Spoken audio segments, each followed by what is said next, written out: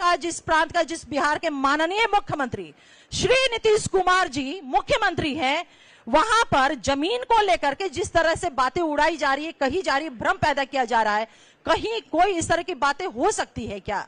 माननीय मुख्यमंत्री नीतीश कुमार जी के रहते हुए अल्पसंख्यक, वंचित, शोषित, ये तमाम तबकों के हितों की रक्षा पे कोई उंगली भी रख सकता है क्या? जिसका निगाहबान, जिसकी रक्षा सुरक्षा माननीय मुख्यमंत्री नीतीश कुमार जी स्वयं कर रहे हैं। दूसरा हमारा सजेशन था कि यह कानून पूर्व प्रभावी नहीं हो, यानी कि रेट्रोस्पेक्टिव वे में ना होकर के प्रोस्पेक्टिव वे में ये प्रभावी होगा, यानी कि जो चीजें जैसी हैं वहां से नहीं, बल्कि जब ये बिल एनेक्टेड हो जाएगा महामहिम के हस्ताक्षर के बाद, उसके बाद से इस बिल के प्रावधान प्रभावी होंगे।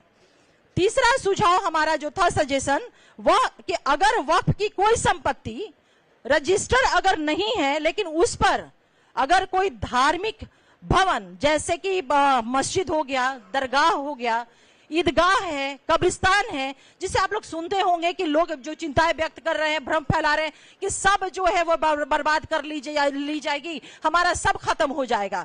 लेकिन इस बिल के माध्यम से जो हमने सुझाव दिया है, इनकॉर्पोरेट हुआ है, ये माननीय मुख्यमंत्री नीतीश कुमार जी की गारंटी के समाज को ये मिला है कि उनके ये भवन जो है कहीं से भी इनके साथ छेड़छाड़ या किसी भी तरह का उसके साथ नहीं किया जाएगा। चौथा हमारा सजेशन रहा है, जो इनकॉर्पोरेट हुआ है, जिसको माना गया है, वक्फ संपत्ति से जुड़े विवादों के निराकरण के लिए जिलाधिकारी से ऊपर के अधिकारी को अधिकृत किया जाए।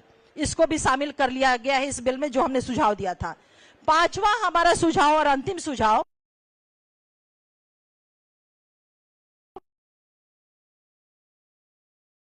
कह रहे कि पोर्टल पे रजिस्ट्रेशन की हम बात कर रहे हैं, तो उसके लिए 6 महीने का जो समय बिल में था, हम लोगों ने इस चीज को सुझाव दिया था कि इस समय सीमा को बढ़ाई जाए, और हमारे इस सुझाव को मान लिया गया। ये हमारे 5 महत्वपूर्ण सुझाव थे जिसकी मैंने आपके समक्ष चर्चा की है।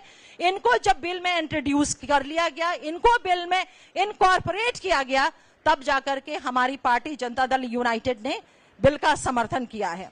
दूसरी बात मैं कहना चाहती हूं आप लोगों से कि हैरानी होती है विपक्ष की बातों को सुन करके, हैरानी होती है कि इस विषय पे विपक्ष जिस तरह से बातों को कह रहा है, यह राष्ट्रीय जनता दल कह रहे हैं कि हम सुप्रीम कोर्ट, माननीय सर्वोच्च न्यायालय जाएंगे। अरे भाई, आप लोगों को मैं बता दूं कि यह राष्ट्रीय जनता दल जो कहीं ना कहीं पुनः जो इनका कैरेक्टर रहा है तुष्टीकरण की, वो पुनः चाहते हैं इस चीज को, क्योंकि राष्ट्रीय जनता दल ने जेपीसी के समक्ष आपने किसी तरह का सुझाव दिया ही नहीं बिल के मद्देनजर। यह सबसे बड़ी बात है।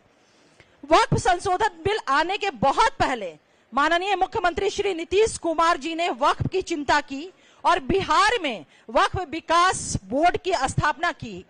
इसके तहत 110 करोड़ का वित्तीय आवंटन किया गया, जिससे अल्पसंख्यक छात्रावास, विवाह, मल्टीपर्पज बिल्डिंग आदि का निर्माण संभव हो पाया है। तो आप समझ सकते हैं कि माननीय मुख्यमंत्री नीतीश कुमार जी ने अल्पसंख्यकों के हितों की रक्षा, उनके अधिकारों की रक्षा, इन तमाम चीजों को बहुत ही, ये उनका ट्रैक रिकॉर्ड भी रहा है। तो मैं आप लोगों के माध्यम से अपने आवाम की लोगों को यह बिल्कुल मजबूती के साथ और पूरे में जवाबदेही के साथ यह विश्वास दिलाती हूं कि माननीय मुख्यमंत्री नीतीश कुमार जी के रहते हुए अकलियत के हितों से, उनकी रक्षा, उनकी सुरक्षा, उनके अधिकारों के साथ कोई भी छेड़छाड़ नहीं कर सकता है।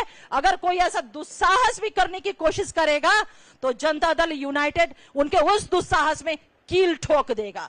मैं अब आगे इन बातों को रखने के लिए जनाब अशरफ अंसारी साहब से गुजारिश करूंगी कि वो अपनी बातों को रखें।